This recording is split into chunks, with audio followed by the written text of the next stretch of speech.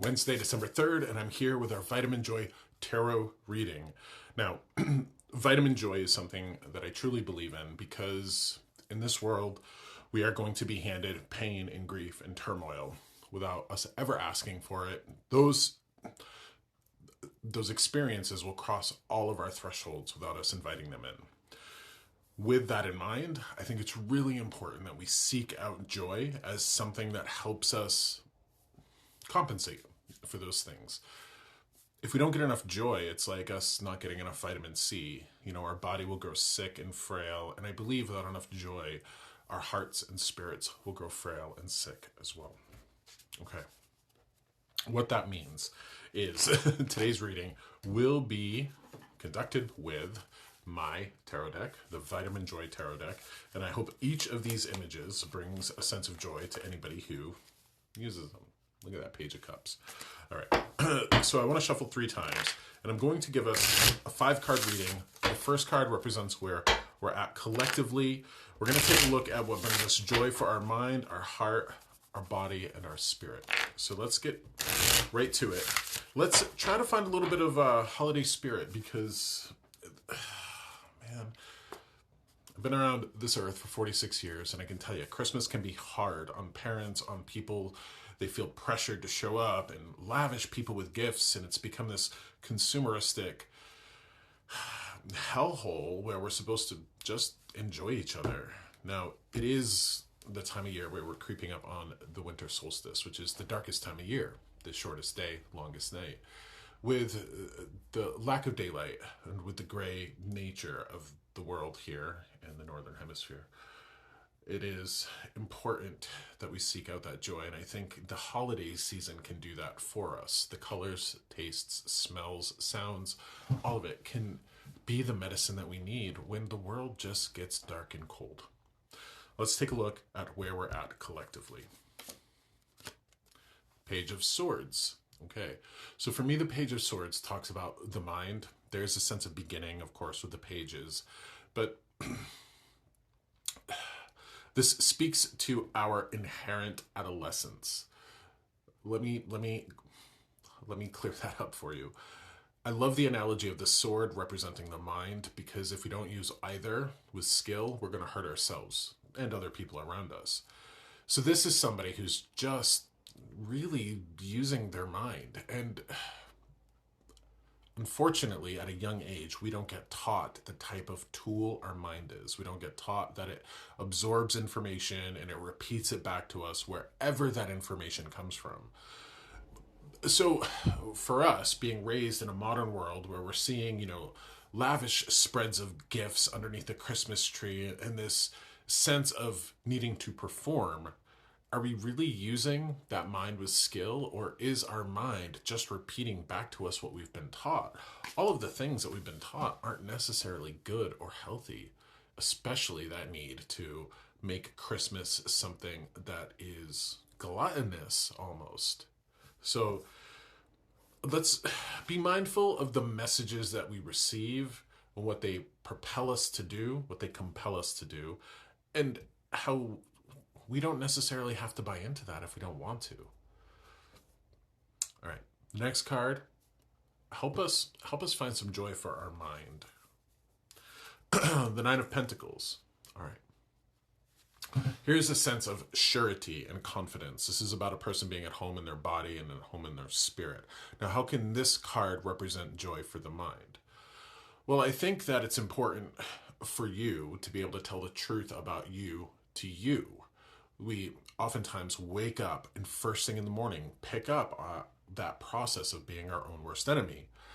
This is saying, how can you be your own best friend? Instead of waking up every morning and detailing and listing all the things that are wrong with you, why can't we be people that wake up every morning and celebrate what is right with us, what is right with our lives, what is the truth about who we are, the people that show up and go to work and take care of loved ones and really do our damnedest to make the world a better place, as limited as we can.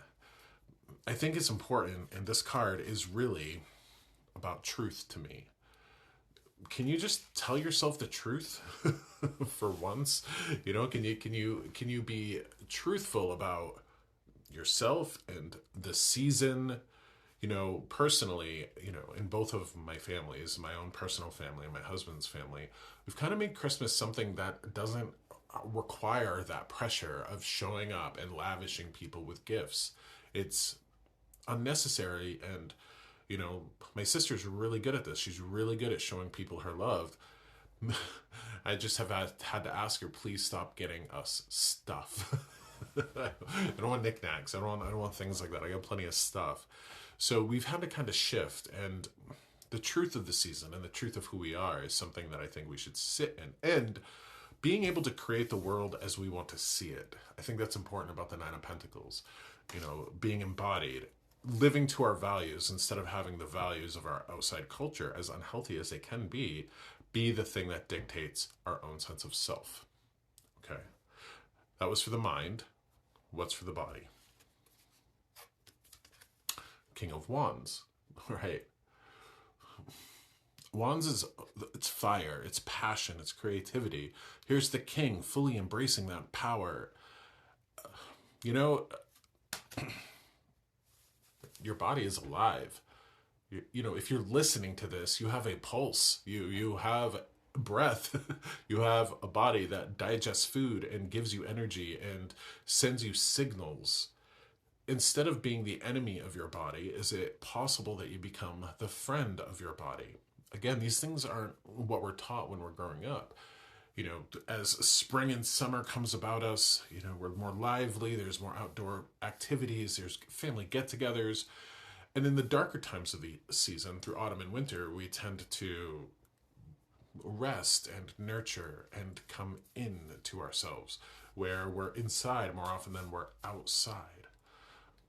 What signals is your body sending to you in this moment to be at peace, to be at home, to find rest, to find nourishment, instead of being in this place where you see your body as the enemy? Can you be in this place where you see it as your friend, as that source of warmth and strength? Instead of seeing it for all its illnesses and sicknesses, can you celebrate its health and vitality? Again, if you're watching this, you've got a body that's keeping you alive, and you should appreciate that. Okay, that was mind, body, heart. Next, heart, the Eight of Wands. All right, for me, this is a card of a lot of things going on, but ultimately for me in my relationship with this is a sense of prayer, to commune with spirit. Now, we can hear prayer and think about it, like we're on our knees and praying to God for forgiveness, and that's not really what it is. I think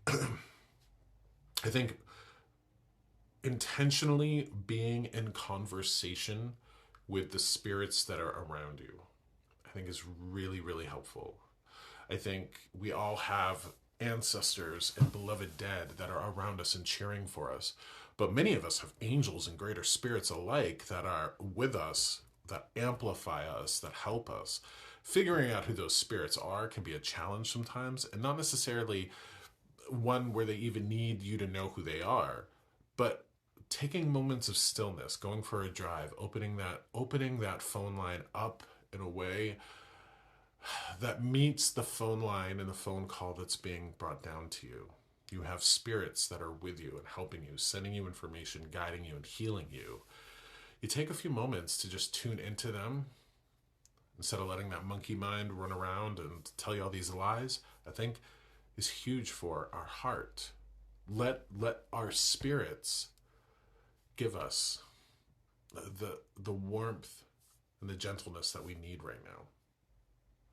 And finally, for our mind, the Wheel of Fortune, which is a card that's coming up a lot this time of year. It is one where we are entering into solstice season, which is a marker of the seasons turning and changing. The longest night, the shortest day, and then we start moving and gaining light as the days get longer. Remembering the cycles and the seasons and how our spirit benefits from both summer and winter, day and night, I think is so big for us. The season requires us to be in touch with ourselves, in touch with the outside world, in touch with the way the energy is actually moving through the planet, because we are almost in this hibernating sense, but it can be difficult with this pressure to move and perform and grind and show and all of that. When I really don't think that when we pass away we worry about the amount of gifts we got with, we got for our people. It's the times that we spent with our loved ones that I think is so important. So keep that in mind as the season comes upon you and you feel the pressures. You don't necessarily have to buy into them. Okay? Get your joy that way. All my love to you. Thank you for being here. Find out everything about me on my website at joshsimons.com.